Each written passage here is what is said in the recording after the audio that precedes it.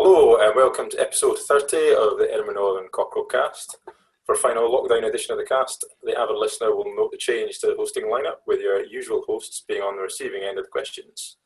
For those of you lucky enough to have avoided suffering through my chat previously, I'm Club President Jacob Court, and I can confirm that I have once played for the club. Joining me as guest co-host for episode 30 is the only man ever to be so sneaky as to only be vice president for 1 year before packing it in, and a former vice captain and previous Cockerel caster on episode 3, Andrew Spiller. Evening Spills, have you enjoyed the others up till now? Yes, they've been really good, So for the final Cockerel Cast, we've decided to switch the teams about at halftime and learn a little bit more about the usual hosts. Firstly, I would like to introduce former captain and Ulster superfan Jason Thompson. With his aggressive on-the-pitch persona, Jason is well known for his hard-hitting tackling and rugby knowledge that would make our very own Wilson Craig to shame. I've personally known Jason since he was a 19-year-old student, so I hope that we can conduct this interview with him without him making up an excuse to go and get a kebab early, as he normally does on most nights out on the town. Good evening, Jason. How are you? I'm very well, and how the tables have turned. Yeah, exactly. So I know that you normally put a little bit of thought into your drinks. So what have you got tonight? So you guys, well, I'll start off by saying Edinburgh Northern promotes responsible drinking before I continue. But first of all, I've got a vodka drink, followed by a whiskey drink, followed by a lager drink, and finished with a cider drink. Excellent. Very good. You got tomorrow off then? I do not. That's fantastic.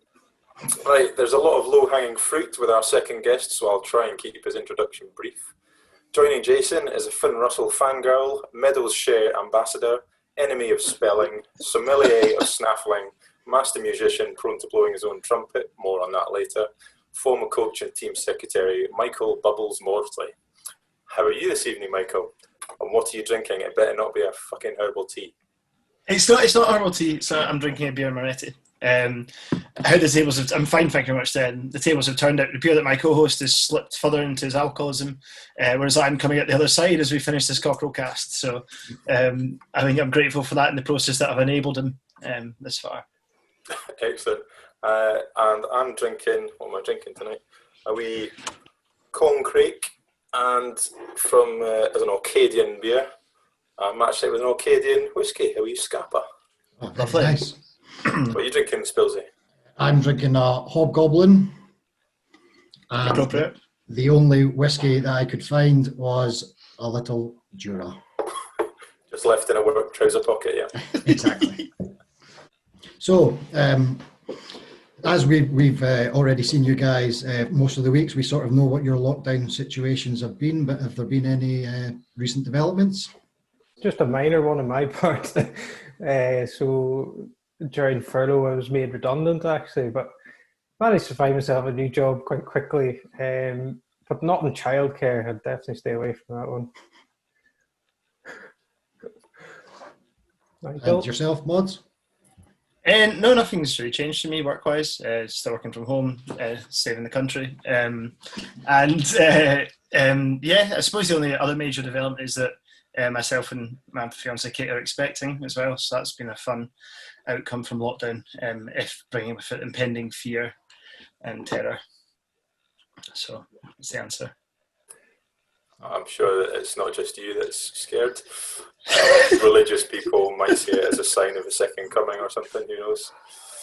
Right, so if you could briefly touch on your backstory, tell us where you're from, a bit about your job, family relationships, etc.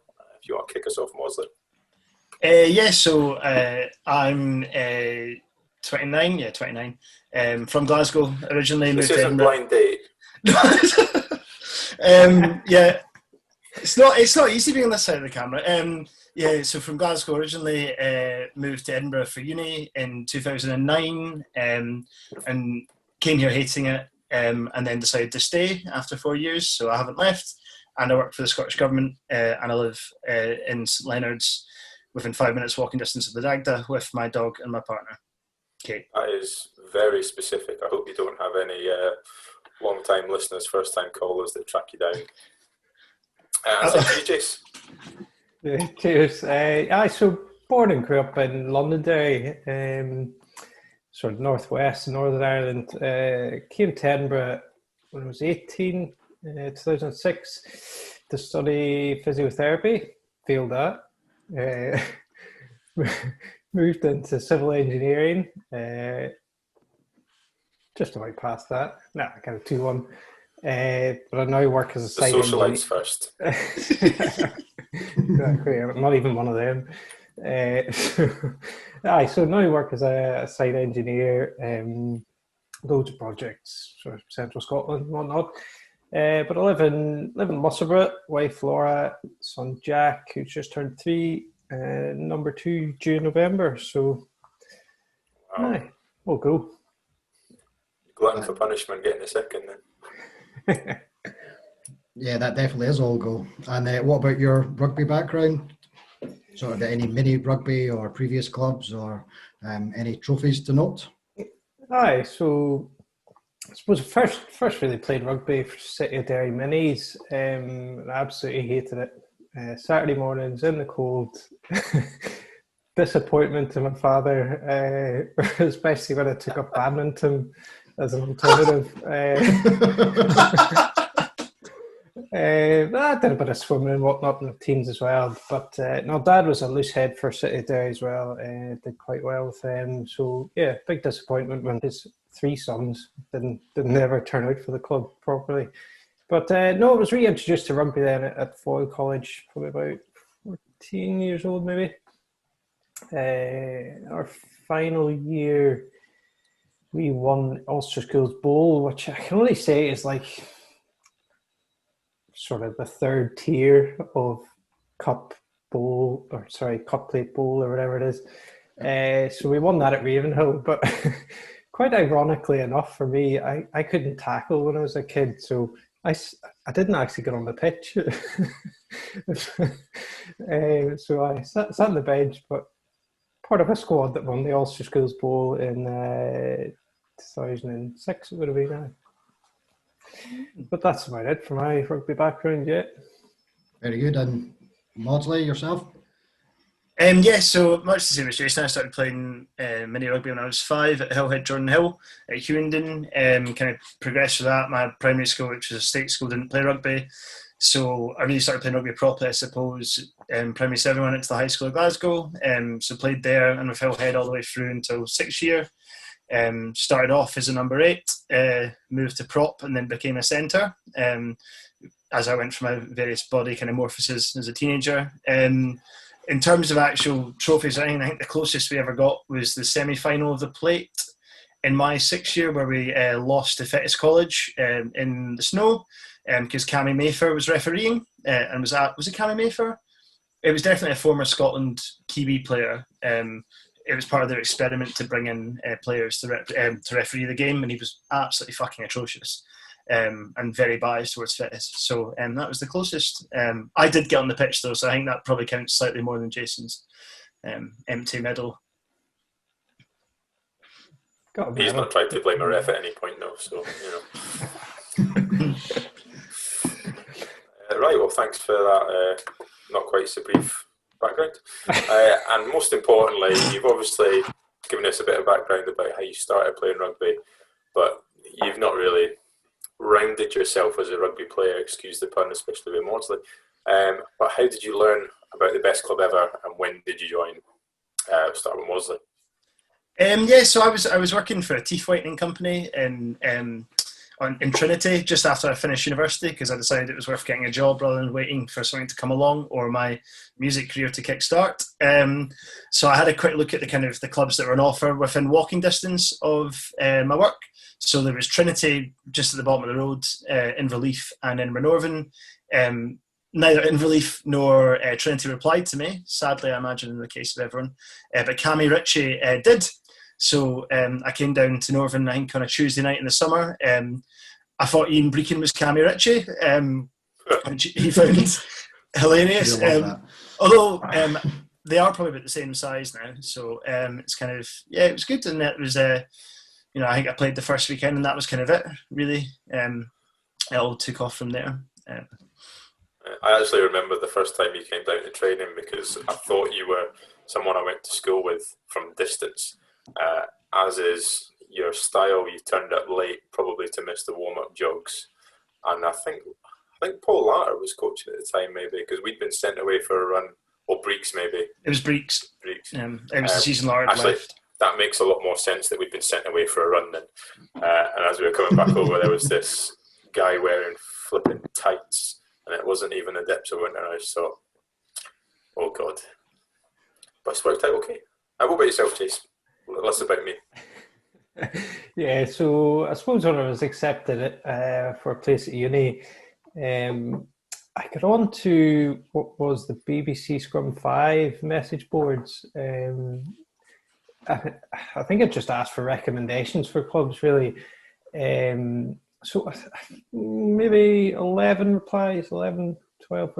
I got 9 were either Northerners or sort of folk suggesting or recommending Edinburgh Northern. So I'm sure Alex Laird and Wilson replied as well. So obviously, knowing somebody who went to my school and whatnot, that was maybe a wee pull. But actually, great to see not only Northerners but people knowing about Edinburgh Northern suggesting, and so many out of all the replies suggesting this little club. So it popped out on, I think it was a Monday maybe, after moving over at the weekend. I found a team sort of training on the pitch. It turned out to be Telford College, so they didn't have a clue where or who Edinburgh Northern was, but turned up to training the next evening and never really looked back, I suppose.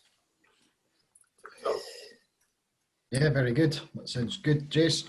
And I guess you've been there for 15, 16 seasons now. What do you think is Edinburgh Northern's unique selling point? I think we've got something special, in that we've sort of guys from every corner of society, really. Some rough upbringings, those Glaswegians and whatnot, to those who've attended well-spoken fee-paying schools. But do I count in both brackets there? But from literally all over the world, England, Ireland, France, Australia, New Zealand, everywhere really, States.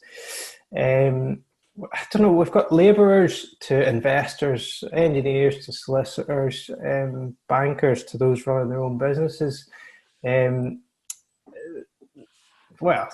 I suppose you get the fit and the healthy, don't you? And then you get those less so. I think we all know who you're talking about there. Anyway, we are all there as protectors of this little grubby sanctuary in a stunning corner of the city, where literally everyone is welcome, as long as you enjoy rugby and having a laugh. I mean, I think all in, really, I think it's just something special there, really sort of really what society ideally should be, isn't it? I mean, there's the odd dickhead, yeah. But you mean a dictatorship?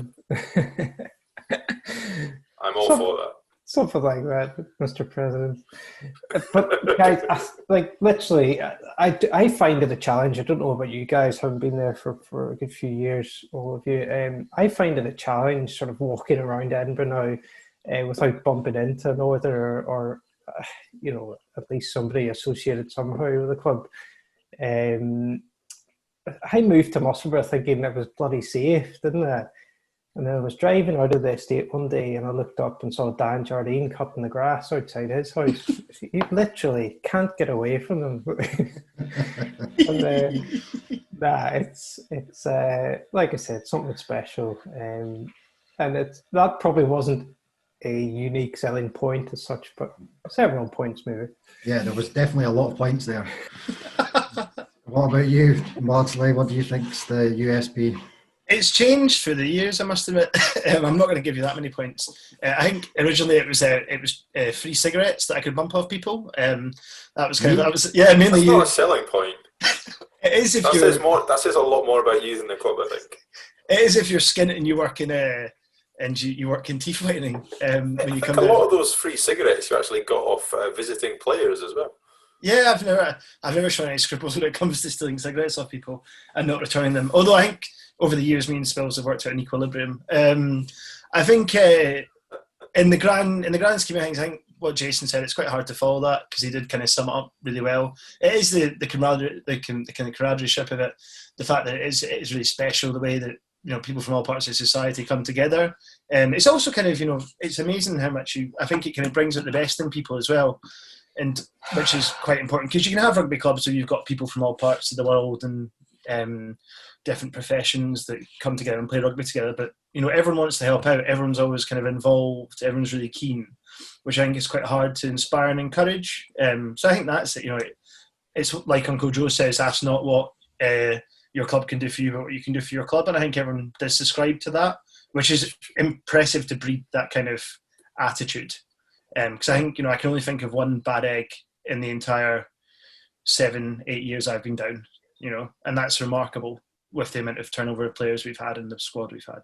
So that would be the unique selling point, is the way that the club brings the best out of the people who are there, even if it's bigger than the sum of its parts. It's a good leveler as well. Oh, definitely. I take it when you ask that question, you're obviously not looking for the Cockerel Cast. That's a unique selling point, isn't it? Oh, it's become an excellent selling point that I believe some other clubs may well have thieved because they recognised its greatness. Lismore. Sorry, didn't mean to cough that loudly. There's a few. I think Curry have started doing one as well. They're actually like quite a professional setup though, so I'm surprised they didn't have the idea first. But Jason's the trendsetter there, so just wait until the winter specials. It's funny that you should say that, because just before we get into your sort of the main body and sort of your experiences, we were just going to have a little pit stop. And as you guys have hosted 29 previous Cockerel Casts, we were just wondering if you guys had a favourite guest or a favourite moment from the previous 29 episodes. Not including my episode or Spills' episode, obviously. Take the pressure off. Favourite guests. It's quite hard to pick which one would be my standout favourite. I think speaking to Tyler again after 6 years was pretty special. I still have a huge amount of affection for that chap. So that was really nice. In terms of content, it's quite. I think I'll leave that one to Jason in terms of who the best guest was in terms of content. Speaking to Tyler was a special moment. In terms of my favourite moment, I think from the cast. Are you okay? I feel like you're welling up.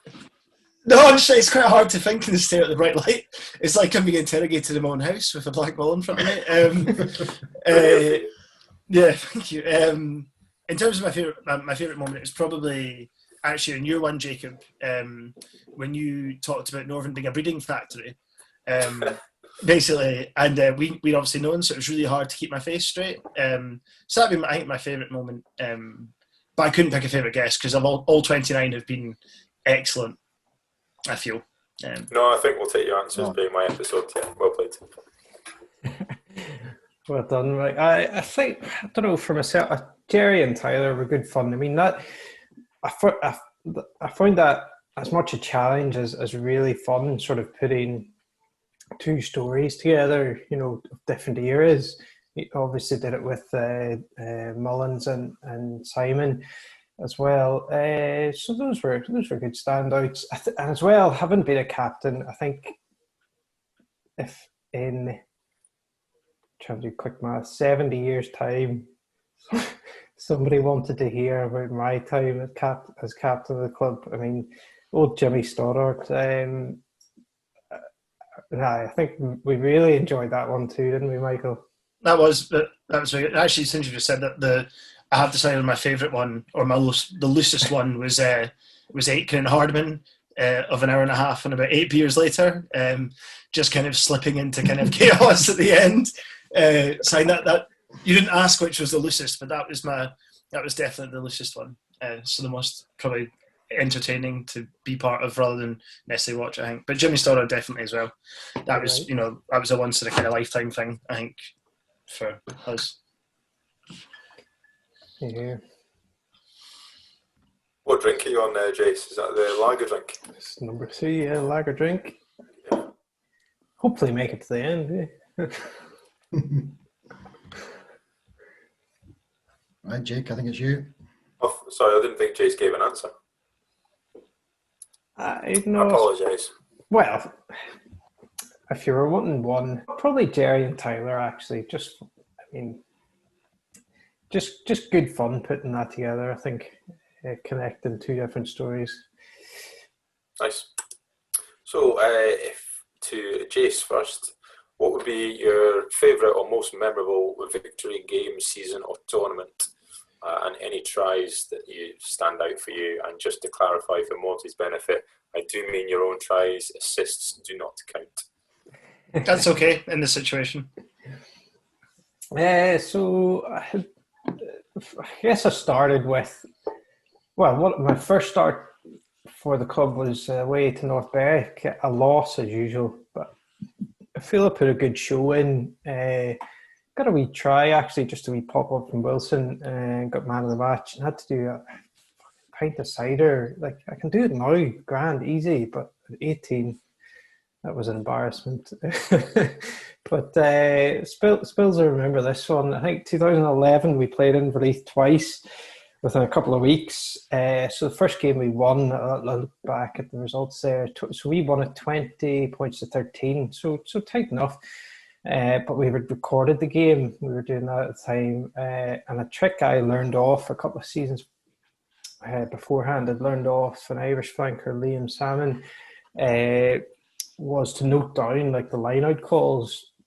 He would sort of jog around the pitch and get any line-out call or whatever if they were audible, and then try and work out a code, So this big English hooker for Inverleith had the ball up, he'd shout the call, throw it in.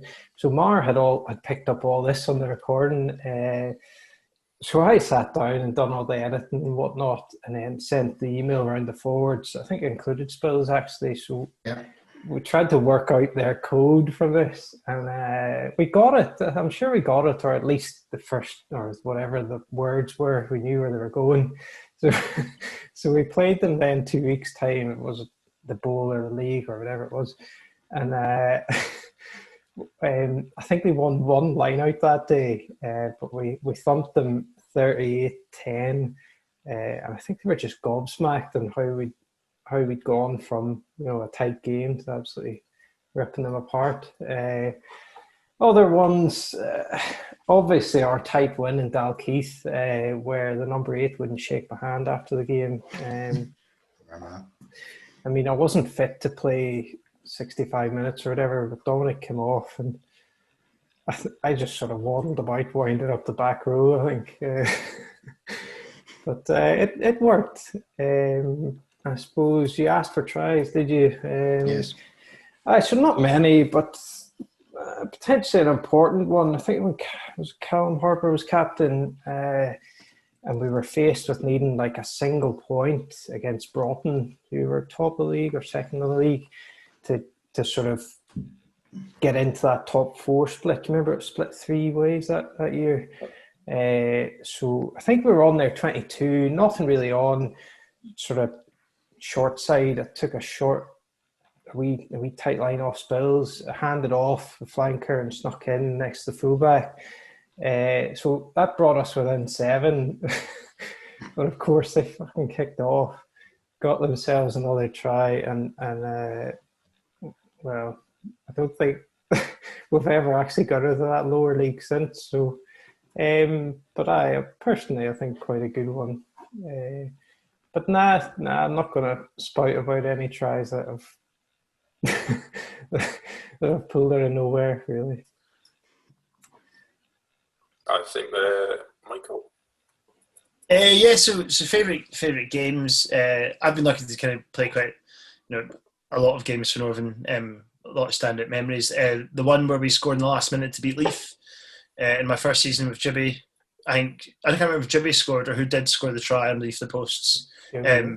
It's the one where Jimmy, where they got the score wrong. That was pretty impressive. The Nudges penalty at Dalkeith, I really dislike Dalkeith as a squad and a club, so beating them with a kick from the touchline in that game was, pretty enjoyable.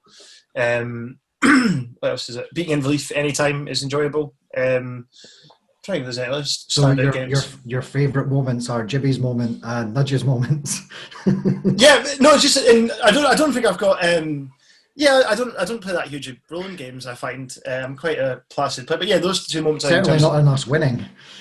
I think I've got quite a good win ratio. I haven't checked Pitch in a while, So Nudges and Jibby. Trying to think anything else in terms of standout games or memories. The day we won the secondary league in Inverleith, I scored in that game, which was the only try, which was only we got the ball from. So that was quite memorable as well. Also because I had that horrendous haircut, which was the ice gem. Which one?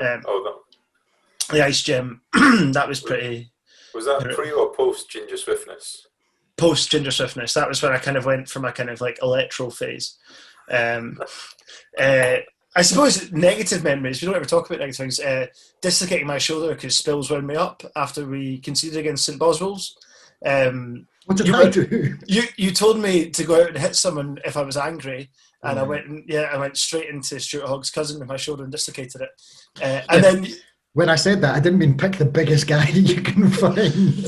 I felt frustrated at the fact we were getting thumped, and they didn't even give me a cigarette afterwards. It was really it was annoying. So those are the kind of games I remember. In terms of tries, although the claim is disputed, I think I am technically Northern's top try scorer in the 2010s.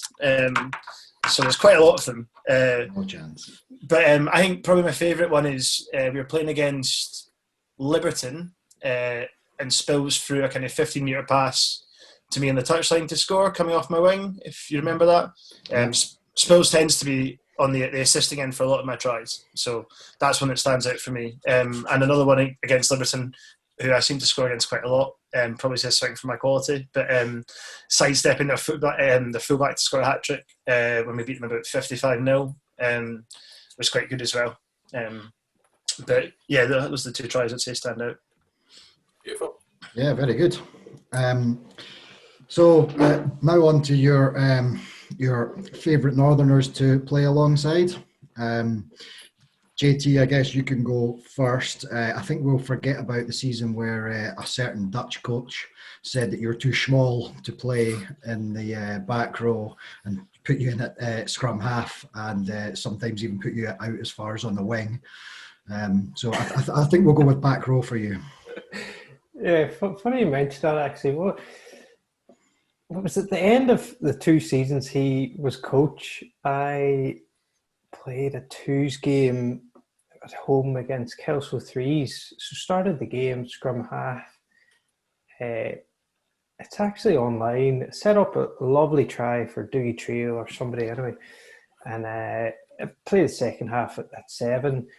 And this is 2 long years of frustration, sort of, having to play, not frustration at playing in the 2s. I actually offered to jump down to the 2s to get some game time and whatnot. But after that game, he says, geez, I think we'll maybe try in the back row again. Cheers, coach. Was that meant to be Mickey, by the way? Yeah. Could you do it in Mickey's accent? I didn't quite get it. Anyway, that wasn't the question, but I'll rhyme off some names. I was just going to say that wasn't the question. That wasn't the question, but 3.5 drinks deep, Spills. Give me that. He's finally getting out after all these years, Spills. It's like therapy, isn't it? We aim to please Edinburgh Northern. So, on to players. So I've got a big list here, and I'm sure I'll do someone an injustice by leaving them out. But like Gary Lorimer, absolute nutter, but really fun to play with. Brian Jibby O'Regan sort of defies logic in terms of shape, size, and then ability. Played prop that game, Michael. mentioned, but brilliant number 8 for us prior to that. Spillish, you might remember Gordon Tovey, Kiwi number 8 flanker. Yeah. I've never seen so someone might get tackled, present the ball, and then he'd be on it straight away and through the ruck and away. Like, I've just never seen that before. Neil Hardman, obviously, not the flashiest, but does it all and puts it on the line. As mentioned, Liam Salmon, learned a fair bit off him, actually. I think he was only there a season, but very effective. Made me think about the game behind. You would find him taking the ball, the high balls out the back and running it back, or even a wee chip ahead. So it made me think about more than what's in front. Mikael Smith, obviously, as much as we slate him, I've learned a hell of a lot off Mikael in terms of where we should be running ahead of the ball as a flanker. David Turkington, probably not a guy you'd talk loads of rugby and what not about. Sometimes you talk to him during the game and you just be like, but just hard as nails. And of course Logie. The amount of times we've tearing after him, leaving guys at his wake, I miss it a lot. Josh Stewart, really fun to play with. You're still Carrying, friends? tackling. Oh yeah, chat to Josh a fair bit. Good fun to play with, and we had our wee scraps on the training pitch and whatnot as well. But nah, good lads. Tom Moss, very capable player. Could basically do it all again, jumping the line out, make his hits, always over the ball. Bob McIntosh, I don't know what it is about Bob. He doesn't look like he's moving fast or anything, but he's always on a break or something, Rory Pounds, another guy, not flashy, but very capable over the ball, tackling, carrying. Dom Harrison again. I guess I've said this about a lot of guys that can do it all, but there's a guy, up stealing lineouts, then off making his tackles, carrying the ball, getting over the try line, and probably most recently then Jeremy Dabrowski. Just this ability to do everything and know where to be, hit and spin. Never seen anything like it. The guy's rear end. Not from a forward, anyway. Joe Roccafoco. The guy's rear end, a lot of power coming out of that. Something I would like to say I admired, but now that sounds a bit dodgy. So no, right. If I'm going to have to choose a back row, then. Well, I was just about to say you've probably named Northern's back row for the last 15 years. So we're going to have to push you for a Northern back row. So, right. So I'm going to go for Turk at 6. If I'm fit and my knee's not giving way, then I'm at 7, and obviously Logie at 8. If I'm not there, then I'll stick Josh in at 7 then. Good answer. Happy and you took your time, but yes, we got there. And I think Mawdsley actually he's taken up all your time, so I don't think we're going to be able to ask you your favourites to play alongside. No, I'm only joking. So I guess it's up to you to decide whether you want to be on the wing or whether you want to be your favourite position of 10, but up to you. Or your new position at loose head. That depends who you ask. No, I think it's probably quite hard because I've kind of played pretty much every position you can play in the backs apart from scrum half for Northern. I played in the centre for actually most of it, I actually think, really in hindsight. I'm not going to list every back from the last 7 years, though. I think Jason's done that in terms of the back row. Can I pick players that I enjoyed playing alongside in the back line rather than position specific? Yeah, of course.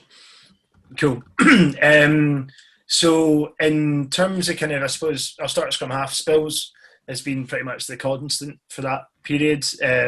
We share very similar views on rugby. We tend to be quite cynical afterwards as well. So Spills is definitely there. I've loved playing with Spills for 7 years, and I hope to play with Spills next year as well.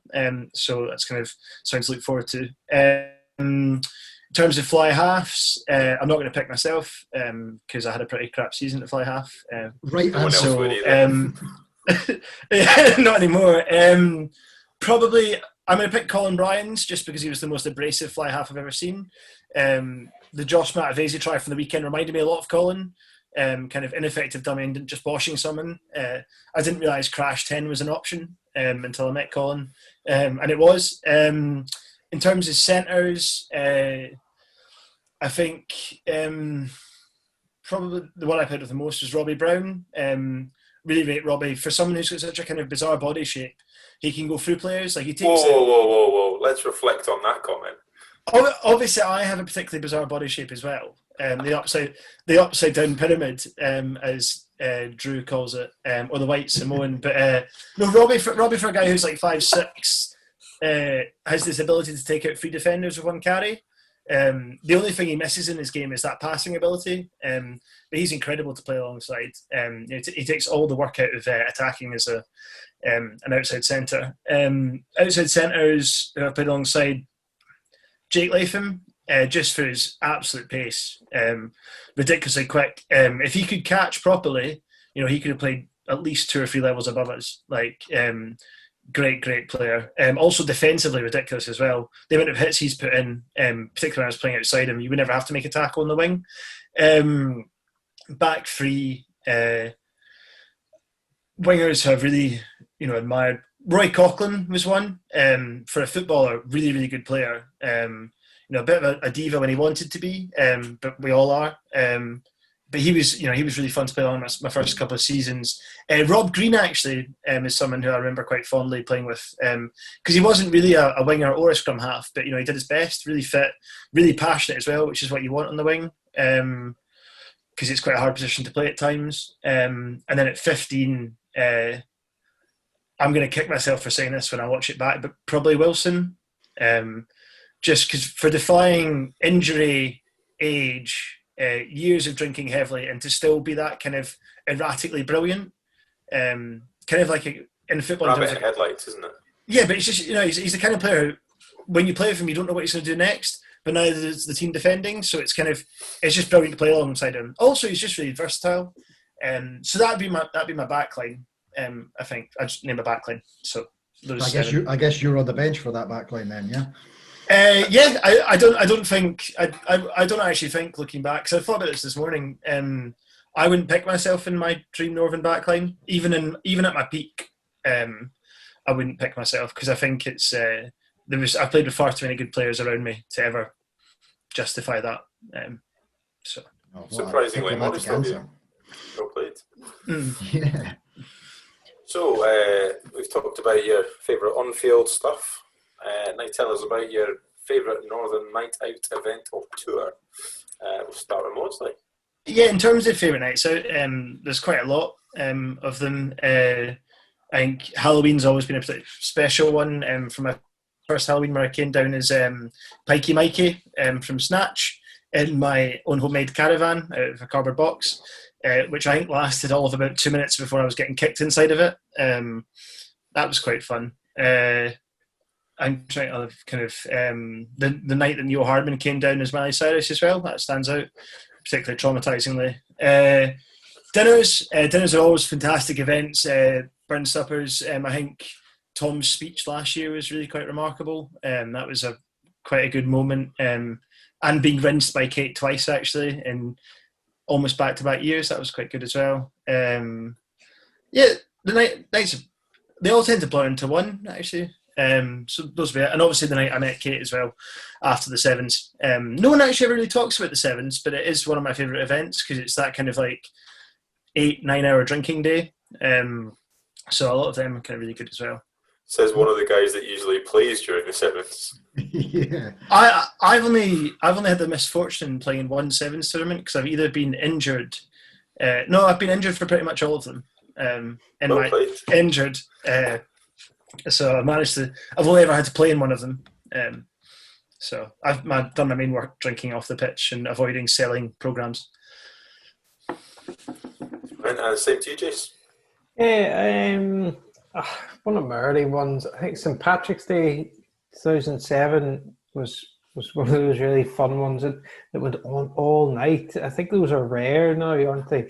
But I remember walking uptown, probably with Wilson or somebody, heading up, and a wee bit of snow light coming through, but jumped on a bus thinking I think it was like if you used your rider card, you put £1 in for the night bus, but it actually was that far on in the morning that it was a day bus again. That I was getting back to my halls. Brilliant. I think nights out for Ireland's Grand Slam 2009, pretty immense. Always started at the bunker, finished somewhere up the Grass Market. Again, rolling into one. Burns nights, Christmas nights, Advent calendar. Do we still do that? Yeah. Legacy of Cammy Ritchie, that. Yeah. I think there was one when I was captain. There was inevitability about it. You know, when you get down to the last sort of 10, 5 numbers, it was me. I can't actually remember who the other person was. I thought, right, this is going to happen. Like, I'll let them choose the number. And of course, 25 was left for me. Yard of Ale, boom. But I learned that lesson down in Old Leo's, like to actually chuck it up. I kept it all down that night in Old Leo's and regretted it. So I get some of that up. Are we doing tours, or is that another question? No, you can go on to tours. Go for tours. There may be some questions for you from the listeners about that. Yeah. So, I don't know, it was Aiken and Hardman, I think they did their top 5 or top 3 tours or whatever. I think for me, Hamburg, just messy. Like, out till 5, 6 in the morning, get home, get your McDonald's, in 2-3 hours sleep, back on it again. Bournemouth, actually, controversial choice. I think maybe only 12 of us went or so. But seeing the 2 pandas after a try, I think on the main pitch on Sunday, jump through and mate in the end goal area, and back, good fun. And of course, Hardman breaking that physio table, great laugh. And the original Budapest, possibly. Everyone thinks of Madrid, I suppose, as the last big tour. I think that was quite a big tour in terms of 30 plus, and messy again. You know, Budapest, a fantastic city. You're sort of walking. You think you're in an industrial area or something, and then there's just this door, nothing marked, and you go through, and it's lovely garden, friggin' outdoor drinking space. Very strange, but good fun on tours. Done my time. The Chumbawamba taking effect. Were you getting a bit loose with your language there, saying friggin'?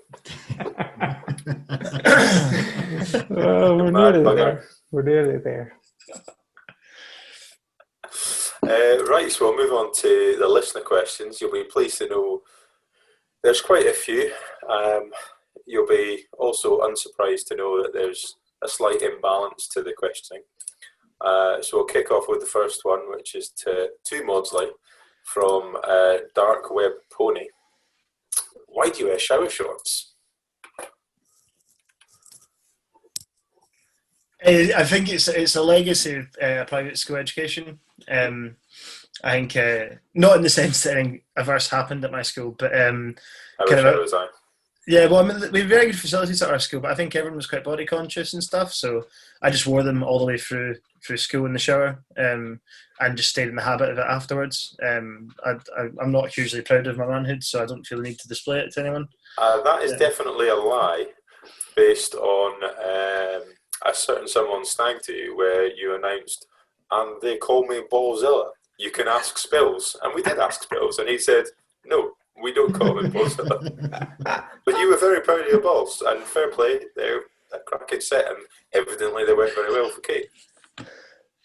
Yeah, that's a quite converse. Yeah, no, I'm talking about the other part of the appendage. The other part is just it's an unfortunate gift of nature. Just call it a grower and leave it at that. Your words, not mine.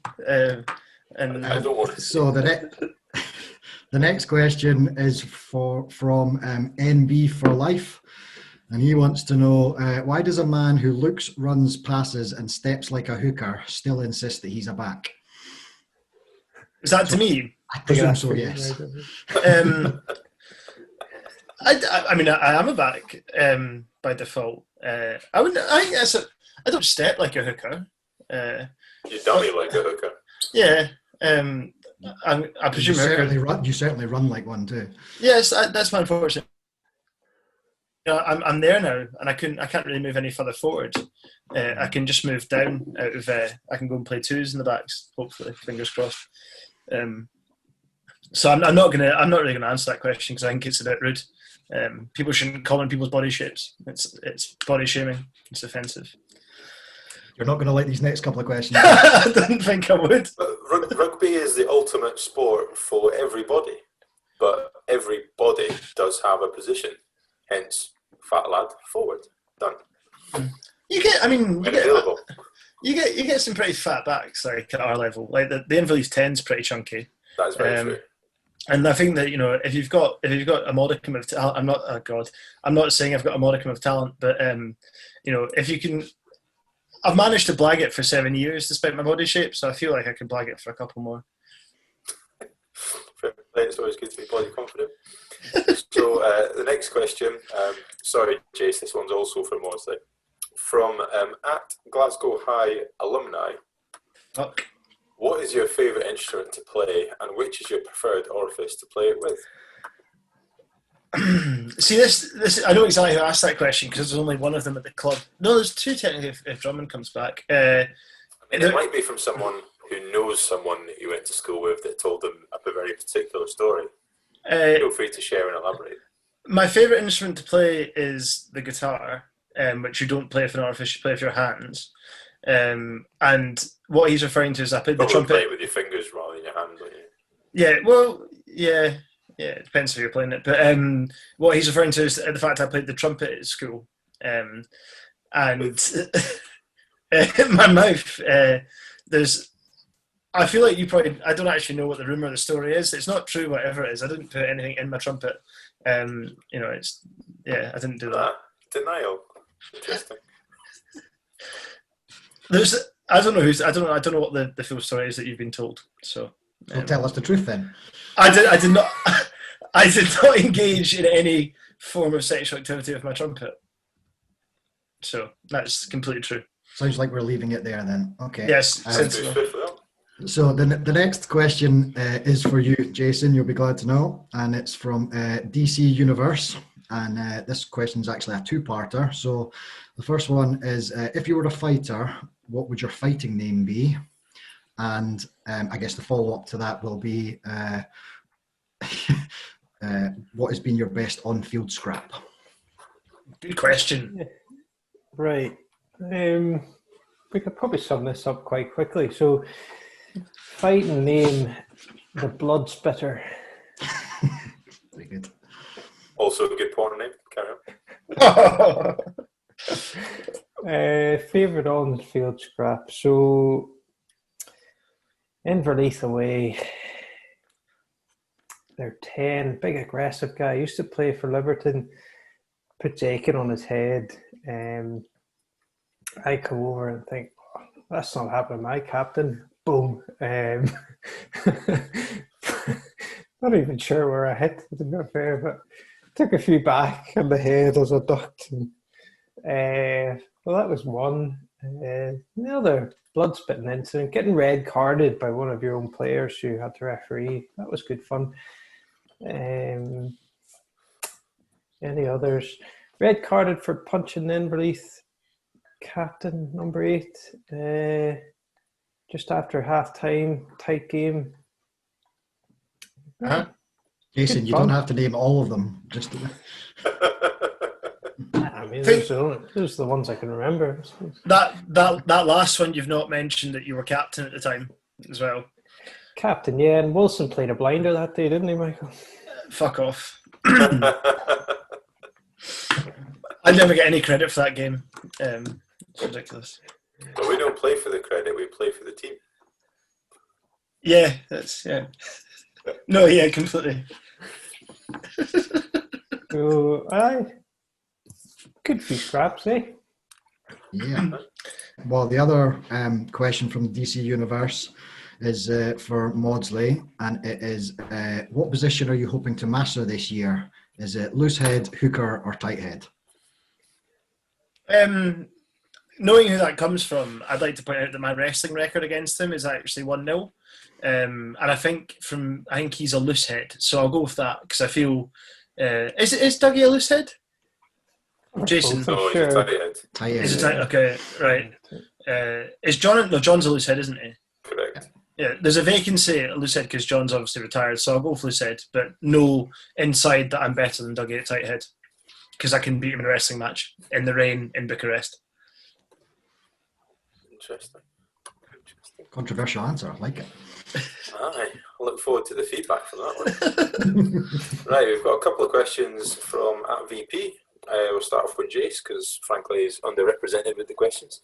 What is the biggest difference you feel playing now to when you started playing in Northern some 20 years ago? And the follow-up to that is, are you the youngest, longest serving member we have? Interesting. So, rocking. Used to love putting the studs down someone's back who was slowing down your ball. And came away from the borders with a good few myself, actually. What else? You can't throw a punch without getting red carded anymore, can you? It's awful, eh? Terrible. It's hardly a yellow card before. I'm struggling here. I mean, it's always down to whether or not you get caught. I really don't think the two things that you can pick that you miss most from when you started playing when you're younger were acts of violence in the opposition. Like that's really, that's not on. No, that's all I really miss. Being able to clear guys out of a ruck properly. You're not putting that down to your age then, no? What was the other part of the question? Are you the youngest, longest serving member we have? That's an interesting one. You could look at that from a couple of angles. I think Kenny Telford joined quite young, did he not? 16 maybe. Jimmy Stoddart was telling us, but I don't know if he's still a member. But our youngest, longest... strange one, that. Strange question, that. Possibly. Say yes, I'll take it. I think it's meant as a compliment, to be fair. Right, and from @VP, I have some questions from Mawdsley as well. So it was, do you feel ready to become a father? Your face is immediately saying no. The long pause sort of says that. I suppose, yeah. Not really. I think bit by bit it's becoming more real, kind of with the scan and stuff. So I suppose I'm changing my behaviour accordingly. How far along is Kate now? 4 months. 4 months. So 5 months, or so, less than 5 months to go. But you'll be getting kicks soon if you're not already.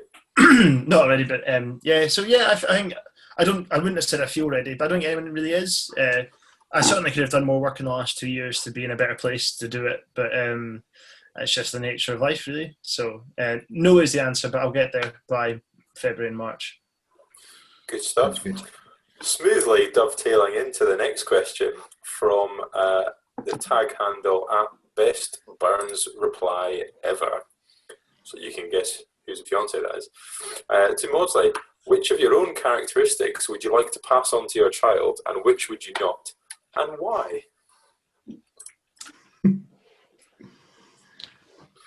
In terms of things I would like to pass on to my child, the only thing I think of actually any merit that I have an advantage over Kate with is my cheekbones. So That's not what I thought you were going to say. so That's fantastic.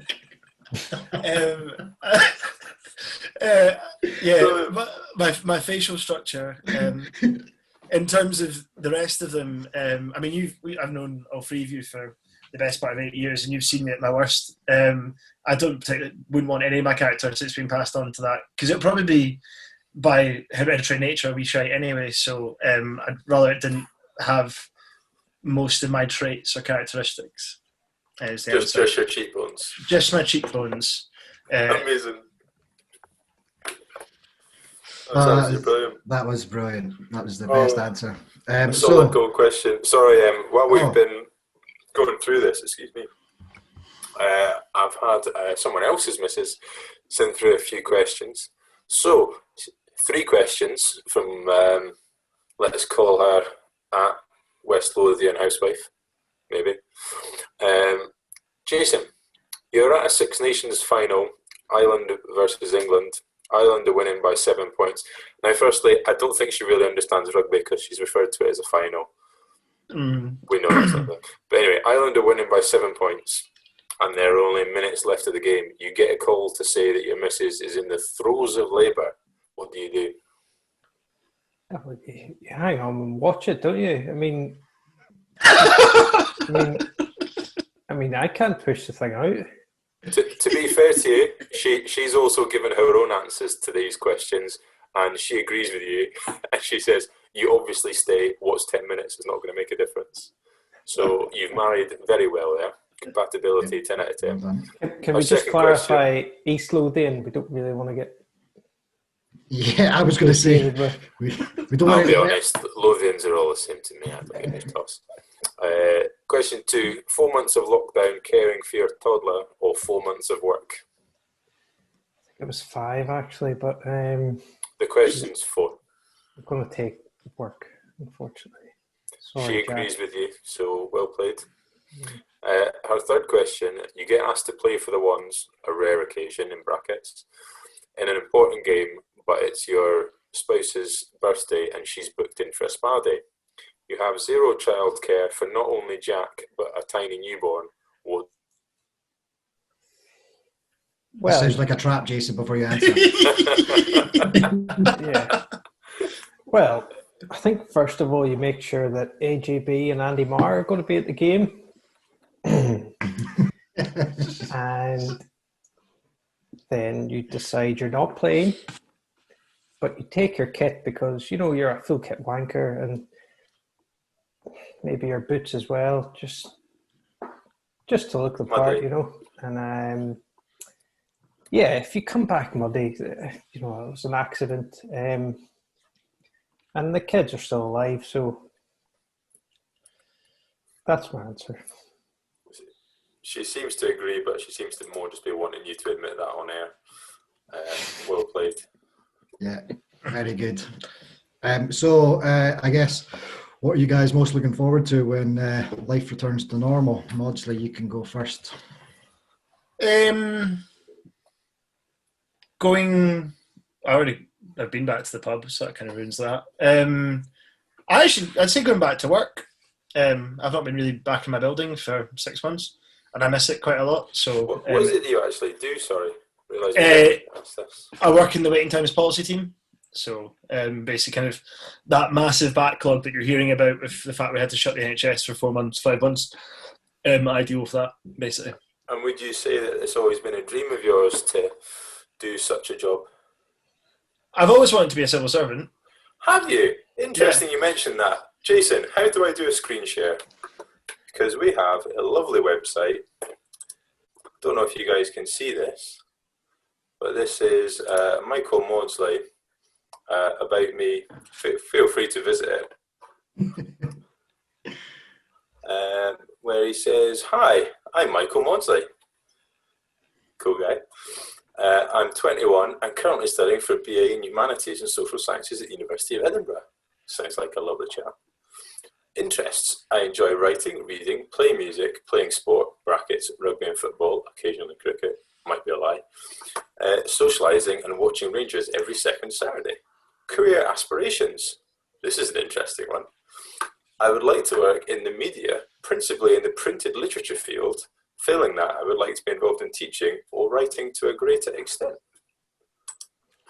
Explain. I have always wanted to be a civil servant. No, I did want to be a journalist at points, but I didn't really succeed at that. So I kind of, rather than being the ones getting to write about people, I settled for being the people that people write angrily about. Excellent, fair play. Excellent. And Mr. Chumbawamba, what about you? What are you looking forward to? I'm a bit worried what you're going to pull up here, but no, literally and quite straightforward. I think a bunker session is overdue, is it not? Yeah, massively. In some capacity.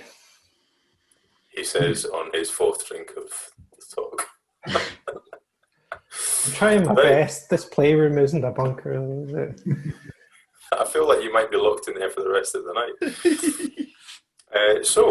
Thank you, gents. We'll round up with a public thanks for producing such a fine spectrum of Cockerel Casts. I look forward to seeing you both down the bunker very soon.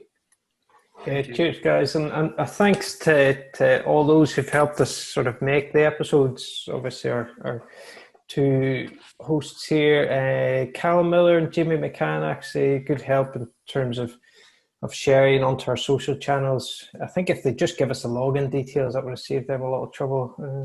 Anyway, not get into that. I think they're probably under instruction from the current president not to share any login details with Michael Mawdsley and his trolling nature. Yeah, but certainly we've literally had guests from all corners of the globe and learned so much about each of them, as well as so much about the best club ever.